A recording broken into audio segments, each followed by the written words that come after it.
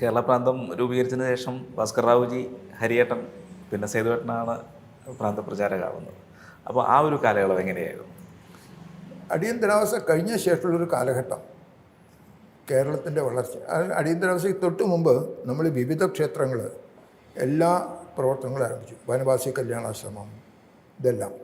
അടിയന്തരാവസ്ഥ കഴിഞ്ഞ ഉടനെയുള്ളൊരു സന്ദർഭത്തിലാണ് നമ്മൾ വിദ്യാനികേതൻ്റെ പ്രവർത്തനം ആരംഭിക്കുന്നത് പാലക്കാട്. ഇപ്പോൾ ബാക്കി സ്ഥലത്തൊക്കെ വിദ്യാനികേതൻ്റെ പ്രവർത്തനമുണ്ട്. പക്ഷേ പാലക്കാട് ആ സ്ഥലം വാങ്ങിക്കാനും കാര്യങ്ങളൊക്കെയുള്ള പരിശ്രമം, അത് നമ്മുടെ കയ്യിൽ പൈസയില്ല. അതുകൊണ്ട് നമ്മുടെ സംഘാനുഭാവികളിൽ നിന്ന് 1000 റുപ്യ വെച്ച് വാങ്ങിച്ചിട്ട് ഒരു 20-30 ഏക്കർ സ്ഥലമാണത്. അത് വാങ്ങിച്ച് ക്രമേണ തിരിച്ചു കൊടുക്കാമെന്നായിരുന്നു. അങ്ങനെ വാങ്ങിച്ചു കഴിഞ്ഞാൽ സ്കൂളിൽ ആരംഭിച്ചപ്പോൾ തിരിച്ചു കൊടുക്കേണ്ടതിൻ്റെയും വാങ്ങിക്കുന്നതിൻ്റെയൊക്കെ ചുമതല ഹരിയേട്ടനായിരുന്നു. ഈ ഓരോരുത്തരെയും കണ്ട് കാര്യങ്ങളൊക്കെ സംസാരിക്കുന്ന സമയത്ത് ഇനി 1000 റുപ്യ തിരിച്ചു തരണമെന്നില്ല, അത് പിന്നെ സംഘത്തിന്. അങ്ങനെ നമുക്ക് വിദ്യാരം ആരംഭിക്കും. അടിയന്തരാവസ്ഥ കാലഘട്ടത്തിലാണ് ബാലഗോകുലത്തിൻ്റെ പ്രവർത്തനം ആരംഭിക്കുന്നത്. കാരണം വേറെ ഒന്നും ചെയ്യാൻ പറ്റില്ല. അപ്പോൾ കുട്ടികളുടെ ചെറിയ ചെറിയ കൂട്ടായ്മകൾ പല സ്ഥലത്ത് തുടങ്ങി. അടിയന്തരാവസ്ഥ കഴിഞ്ഞ ഉടനെ വർഷമാണ് ആദ്യത്തെ ശോഭായാത്ര കോഴിക്കോട് നടക്കുന്നത്. അതിൽ മാന്യ യാത്രാജി വന്നിരുന്നു. അദ്ദേഹം പറഞ്ഞു ഇതെല്ലാ വർഷവും നടക്കണം. അതുകൊണ്ട് കേരളത്തിൽ നമ്മൾ ഇന്നത്തെ ശോഭായാത്രയും അതിന് ശേഷമായിരുന്നു. മറ്റേ ഇദ്ദേഹമായിരുന്നു MA സാറ് പ്രമുഖരായിട്ടുള്ള ആൾക്കാരെയൊക്കെ കോൺടാക്ട് ചെയ്യേണ്ടത്. അതുകൊണ്ട് സാഹിത്യകാരന്മാർ, അക്കിത്തം, BVM കൊറാത്ത്, ഇവർക്കായിട്ടൊരു ബന്ധം വെച്ചിട്ട് അവർ വന്നിട്ട് പിന്നെ തപസ്യ ആ രീതിയിൽ ആരംഭിച്ചതാണ്. അടിയന്തരാവസ്ഥ കഴിഞ്ഞ ശേഷമുള്ളൊരു കാര്യത്തിൽ ഐഡിയോളജിക്കലി നമ്മുടെ കാര്യം പോകാനായിട്ട് ഒരു വിചാര കേന്ദ്രം ഉണ്ടാക്കണം എന്ന് പറഞ്ഞിട്ട് പരമേശ്വർജി അതിനുള്ളിൽ നിറങ്ങി. അപ്പോൾ ഇന്ന് കാണുന്ന നമ്മുടെ വിവിധ മേഖല, അതിനു മുമ്പ് തന്നെ ക്ഷേത്ര സംസ്ഥയുടെ പ്രവർത്തനം ആരംഭിച്ചിരുന്നു. ഈ വിവിധ മേഖലകളുടെ പ്രവർത്തനങ്ങളുടെ മുഴുവൻ ആരംഭവും അതിൻ്റെ വികാസവും അടിയന്തരാവസ്ഥയ്ക്ക് ശേഷമാണ്. പക്ഷെ അതേ സമയത്ത് നമുക്ക് വേറൊരു കാര്യം നേരിടേണ്ടി വന്നത് അടിയന്തരാവസ്ഥ കാലഘട്ടത്തിൽ സംഘത്തിൻ്റെ പ്രവർത്തനം, മാർക്സിസ്റ്റുകാരുടെ നിഷ്ക്രിയത. ഈ കാര്യം കൊണ്ട് അനവധി മാർക്സിസ്റ്റ് കേന്ദ്രങ്ങളിലേക്ക് നമ്മുടെ സംഘത്തിൻ്റെ പ്രവർത്തനം വളർന്നു. ഇത് മാർക്സിസ്റ്റുകാർക്ക് വലിയൊരു വിഷമുണ്ടാക്കി.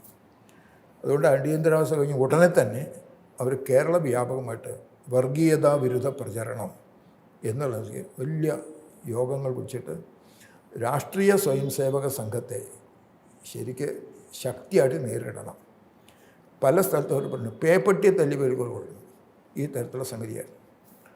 അതുകൊണ്ട് അടിയന്തരാവസ്ഥയ്ക്ക് തൊട്ട് മുമ്പ് 19 കാലഘട്ടത്തിൽ വാടിക്കൽ രാമകൃഷ്ണൻ അതുപോലെ ചില ആൾക്കാരെ കൊല ചെയ്തിട്ടുള്ള ഒരു രാഷ്ട്രീയം ആരംഭിച്ചെങ്കിലും ശരിക്ക് ഈ ഒരു അടിയന്തരാവസ്ഥയോടുകൂടി അവർ ശക്തമായിട്ട് അവരുടെ ശക്തി കേന്ദ്രങ്ങൾ, അതിനെ തുടർന്നാണ് തലശ്ശേരി, പാലക്കാട്, മറ്റേ കഞ്ചിക്കോട് ഭാഗം, തൃപ്രയാർ ഭാഗത്ത്, ആലപ്പുഴയിൽ എല്ലാം തന്നെ മാർക്സിസ്റ്റുകാരുടെ കൊലപാതക രാഷ്ട്രീയത്തിൻ്റെ അത് ആരംഭിച്ചു.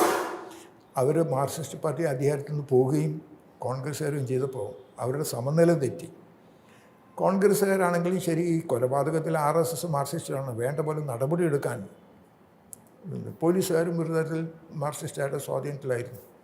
അതുകൊണ്ട് ആ കാലഘട്ടം ഒരു രക്തച്ചൊരിച്ചതിൻ്റെ കാര്യങ്ങൾ. പക്ഷേ സംഘ സ്വയംസേവകർ അതിനെ ശക്തിയായിട്ട് നേരിടുവെച്ചാൽ പകരത്തിന് പറഞ്ഞു തരില്ല, നിവൃത്തിയില്ലാതെ ചില കാര്യങ്ങൾ ചെയ്യേണ്ടി വന്നു. അതിൻ്റെ പേരിൽ സ്വയംസേവകർ ജയിലിൽ കൊണ്ടുവന്ന ധാരാളം ആൾക്കാർ അവർ തൻ്റെ അടുത്തോട് സ്വീകരിക്കാനായിട്ട് തയ്യാറായി. ആ ഒരു സംഘർഷത്തിൻ്റെ കാലഘട്ടമായിരുന്നു ഏകദേശം 90-92 വരെയുള്ള കാലഘട്ടം. അതേസമയത്ത് സംഘം വളർന്നു, സംഘത്തിൻ്റെ വളർച്ചയുണ്ടായി. ഈ രീതിയിലുള്ള ഒരു കാലഘട്ടമായിരുന്നു. ഭാസ്കർ റാവുവിൻ്റെ 92-ലാണ് ഭാസ്കർ തിരിച്ചു പോകുന്നത്. പിന്നെ ഹരിയേട്ടനായിരുന്നു പ്രാന്തപ്രചാരകൻ. ഹരിയേട്ടൻ പ്രാന്തപ്രചാരകനെ സംബന്ധിച്ച് ഞാൻ ശാരീരികപരമായിട്ട് പ്രവർത്തിച്ചു. പിന്നെ സഹപ്രാന്തപ്രചാരകനായിരുന്നു. നാച്ചുറലി ഹരിയേട്ടൻ പലപ്പോഴും ഈ പ്രാന്തപ്രചാരകമായിരുന്ന സമയത്ത് അഖില ഭാരതീയ ചുമതലയും കൂടി ഉണ്ടായിരുന്നുകൊണ്ട് പ്രാന്തപ്രചാരകമായിട്ട് ഹരിയേട്ടനാണ്. പക്ഷേ ഹരിയേട്ടൻ, മാധവജി പോലുള്ള ആൾക്കാർ പല പ്രവർത്തനങ്ങളിലും അവർക്ക് കൂടുതലും ശാരീരിക പ്രമുഖ സമയത്ത് സഹപ്രാന്ത പ്രചാരകൻ എന്ന നിലയ്ക്കും ഡീറ്റെയിൽഡായിട്ട് ഇത് യാത്ര ചെയ്യാനും താഴത്തെ തരത്തിലുള്ള സ്വയംസേവകമായിട്ട് ബന്ധപ്പെടാനുള്ള സന്ദർഭം എനിക്ക് ധാരാളം കിട്ടിയതുകൊണ്ട് ഹരിയേട്ടൻ്റെ കാലശേഷം ആ ചുമതല മാറിയ ശേഷം പ്രാന്തപ്രചാരകമായ സമയത്ത് ഒരു വലിയ ഭാരം ഒന്നായിട്ട് തോന്നിയില്ല. സഹജമായിട്ടുള്ള പ്രവർത്തിക്കാൻ മുമ്പ് തന്നെ ചാൻസ് കിട്ടിയെന്നുണ്ട്.